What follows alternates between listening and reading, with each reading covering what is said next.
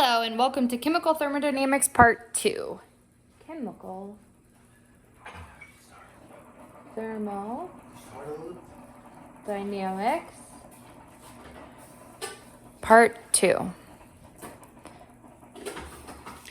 Alright, so we're going to be reviewing some of the concepts of enthalpy, which we've been discussing throughout the course, and looking at it more in terms of chemistry.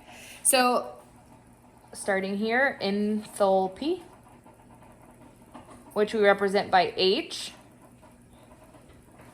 And we know in general that enthalpy is the total heat content of a system. Total heat content of a system. And we've looked at enthalpy in a variety of ways. One of the bigger ones that we looked at was we have our change in enthalpy equal to our internal energy plus pressure times a change in volume. We use this a lot in steady flow systems, replacing internal energy with enthalpy minus pressure times volume. We also know intuitively that the enthalpy of a system is going to be equal to the summation of all the enthalpies involved. So it's an additive system. So when we look at chemical reactions, and each of the chemical reactions have associated enthalpies, when you add them all together, it's an additive summation to give you the enthalpy of the overall system. So enthalpy for chemical thermodynamics is dependent on the direction of the chemical equation. Dependent upon direction of chemical equation. So if you have a chemical equation written one way with a positive enthalpy, if you reverse it, the enthalpy would become negative. If you multiply your equation by 2, you need to multiply the enthalpy by 2. So note, need to balance and ensure correct direction. Need to balance and ensure correct direction of chemical equations.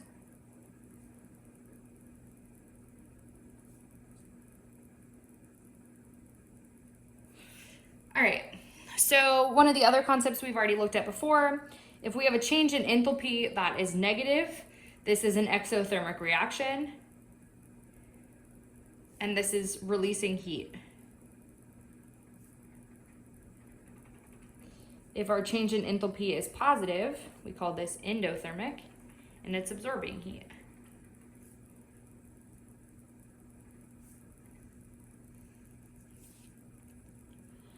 Some other nomenclature that we've seen before, if we have a change in enthalpy with this superscript of a dot, we know that this is indicating it's happening at standard temperature and pressure. And sometimes we'll see this subscript of F, which is indicating that this is the enthalpy of formation.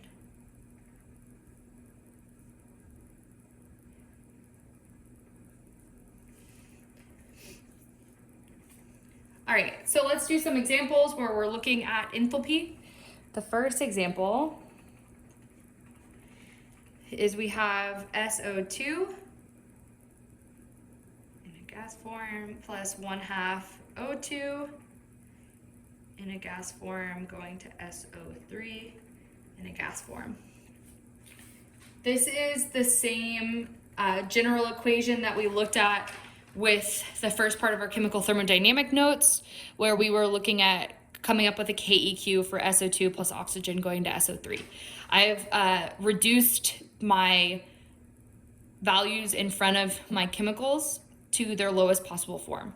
So here we had 2, 1, 2. Here we have 1, 1/2, 1. But it's the same chemical equation. But now we know that this chemical equation has an associated change of enthalpy of negative 99.1 kilojoules per mole. Sorry, that's off to the side a little bit. All right, so given this information, if you have 74.6 grams of SO2, if 74.6 grams of SO2 and this has a molar mass. SO2 has a molar mass. Sulfur plus 2 oxygen would give us about 64.07 grams per mole. If 74.6 grams of SO2 is converted to SO3,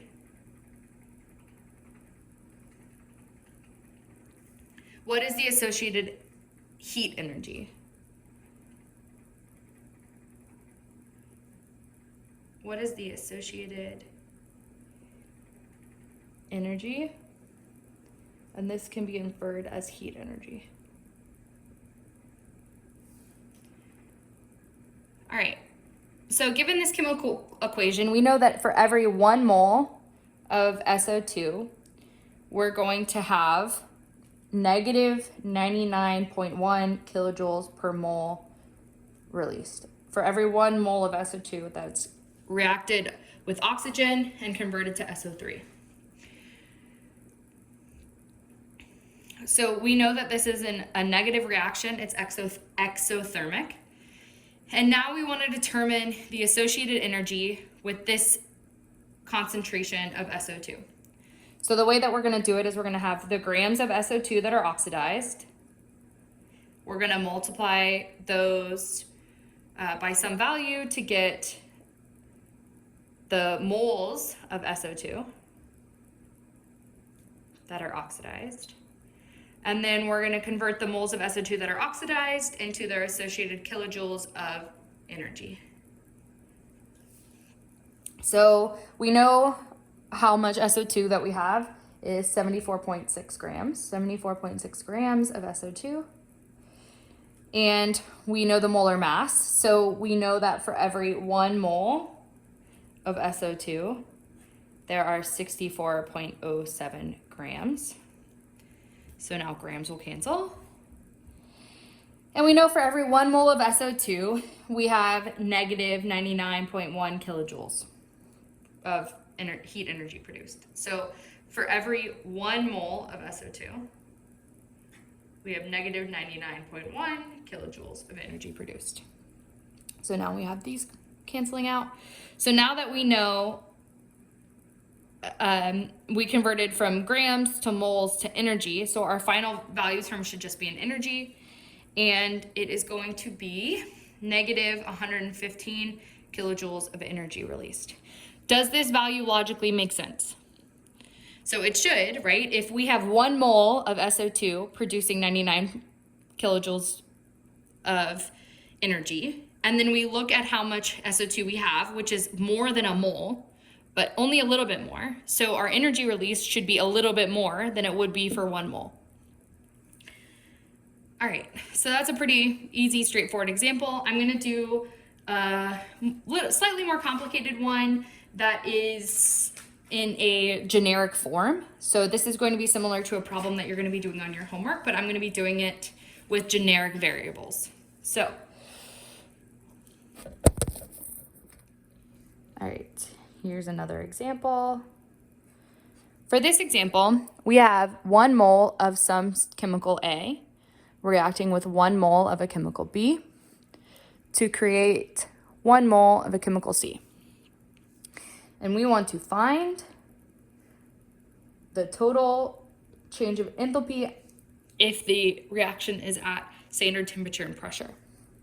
Information that we are either given or we look up in the tables for enthalpies of known reactions, we are able to find that for the general equation of 2 moles of A plus 2 moles of some chemical D yields 4 moles of some chemical E and 2 moles of some chemical F. And the associated change of enthalpy for this chemical equation is a positive X.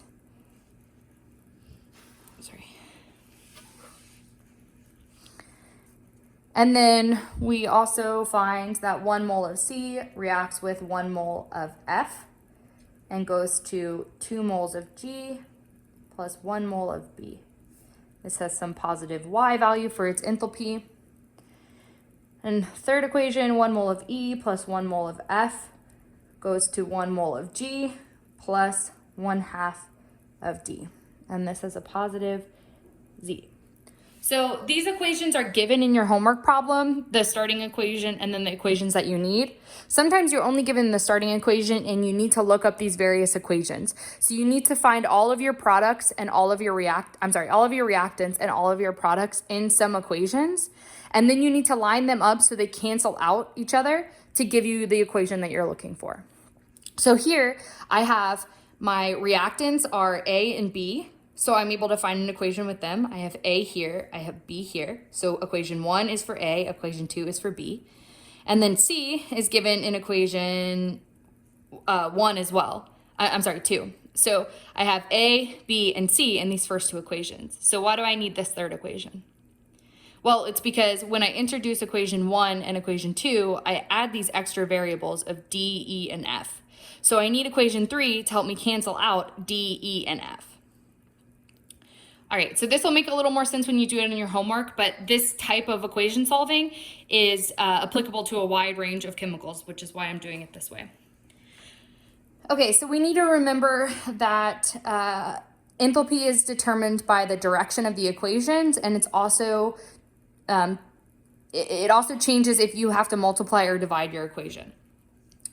So manipulating these equations to add together and get this final equation requires some manipulation. So looking here at equation 1, we have 2a plus 2d goes to 4e and 2f. And this has a positive x enthalpy. So we know that from this equation, we don't need D, E, or F, we only need A. And how much of A do we need? We need 1. So I'm going to multiply this by 1/2. So now I have A plus D goes to 2E plus F. And this is a 1/2 X enthalpy value. All right, so now I have 1A. For equation 2, I have 1C plus 1F goes to 2G plus 1B. And this has some enthalpy of Y. So from this equation, I'm looking to get B and C. So I don't need to multiply the equation by anything, but I have my product here and my reactant here. So I need to reverse the equation. So here I reverse. So now I have 1B, which is my reactant, plus 2G going to 1C plus 1F. And if I reverse the equation, I have to reverse my Y value as well. So it becomes a negative Y value. All right, and then for 3, I need to, here I have 1A, 1B, 1C. And now I need to cancel out 1D, 2E, 2G, and 2F. So here in this equation, I have 1E plus, this is equation 2, this is equation 3. 1E plus 1F going to 1G plus 1/2 D. For E, I need to cancel out 2 E's. So I need 2 E's to cancel out here on the other side. I need 1F on the other side. So I have 2E, 1F here. So I need 2 E's here, 1F here. And then I need 2 G's. So I need 2G here. And then I need 1D, so I need 1D here. So obviously, this becomes, I need to multiply all of this by 2. I'm sorry, I need 2 F's here. I was only looking at this F, but I have another F here. So 1F plus 1F is 2 F's. So I would have 2E cancel out this 2E, 2 F's cancel out 2 F's. I would only leave 1C, which is my only product. Then I have 2G to cancel out this. I'd have 1D to cancel out this, and it would leave 1A and 1B.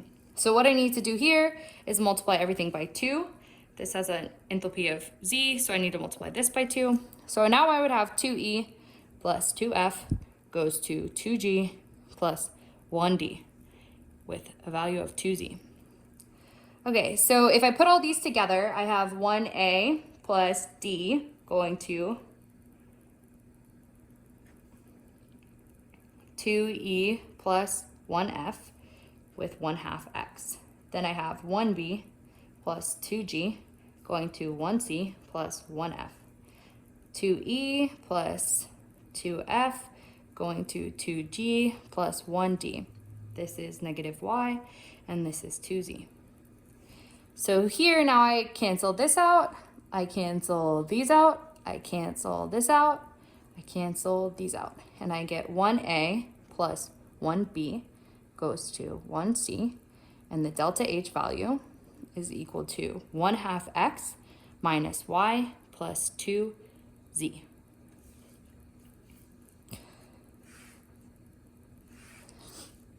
You can convert any of the problems that you're looking at to these variables, and at the end plug back in.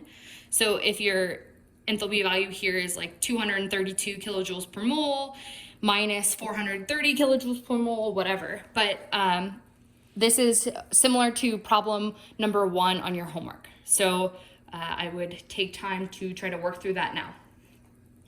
All right, so we will pick up next time with Gibbs free energy and how we can relate enthalpy and entropy to Gibbs free energy. Okay, have a great day.